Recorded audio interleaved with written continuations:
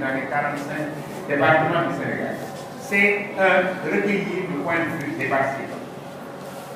Et une fois que les groupes ont rendu compte à la plénière, prendre note également, je crois que nous le devons en retour à tous ceux qui sont intervenus, les interventions faites individuellement face aux restitutions qui ont été faites par les groupes.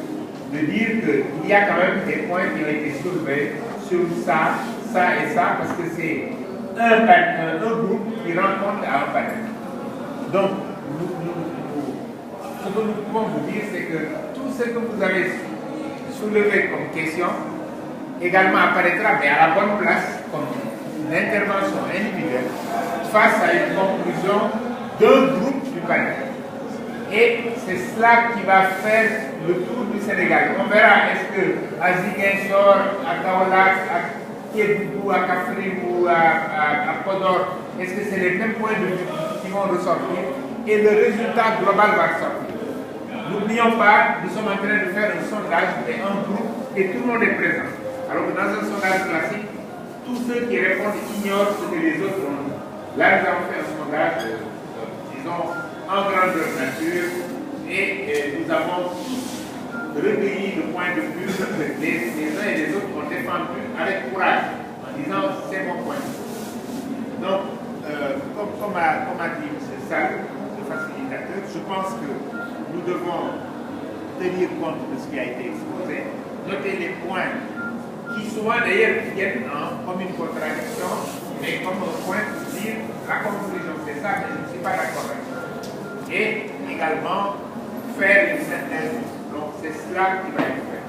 Et tout à l'heure, il faut quand même, comme facilitateur, dire un peu qu'est-ce qu'on peut retenir de cette journée.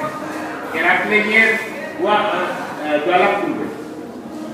Il y a simplement, de la même manière que nous avons fait le tour pour essayer d'expliquer aux uns et aux autres quel est le contexte dans lequel sont posées les différentes questions. Il y a des points qui ont été soulevés qui demandent quand même des clarifications. Ce ne sont pas des points de vue pour dire on est pour ou contre. Mais c'est pour expliquer et que les uns et les autres ne quittent pas cette séance avec des thèses soit partielles, soit partiales, qui peuvent un peu ennuyer le reste sur certains points. Nous avons bien noté tout ce qui a été dit sur le régime présidentiel, durée du mandat, politique étrangère, transparence et souveraineté comme question qui, disons, n'ont pas été posées dans le cadre du texte.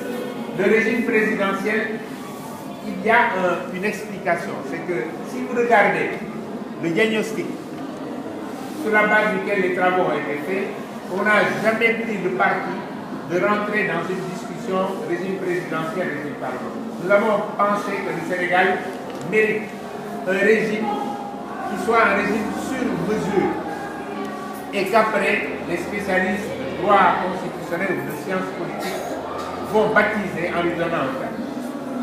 Et c'est cela qui est la bonne réponse.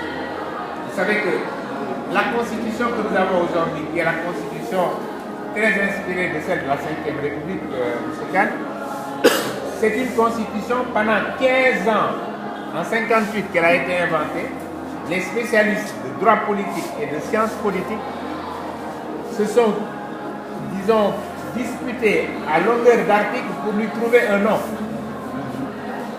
Vous le savez, ça, on a parlé de régime innommé, parlementarisme rationalisé, présidentialisme déconcentré. Pourquoi? Parce que ça n'était pas, c'était le dernier souci de De Gaulle.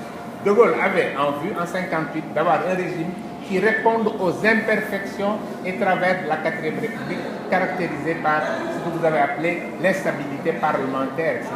Et il a inventé un régime qui, souvent, en prenant le contre-pied de tous les principes juridiques connus jusque-là, lui a donné le régime de la Ve République qu'en Afrique, les pays francophones comme anglophones.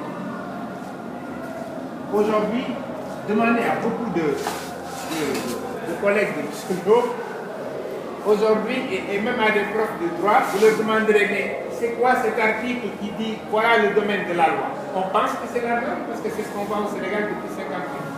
C'est la première fois que ça est apparu dans la Constitution de 50 ans. En bonne règle, c'est le décret à qui on donne le domaine d'activité.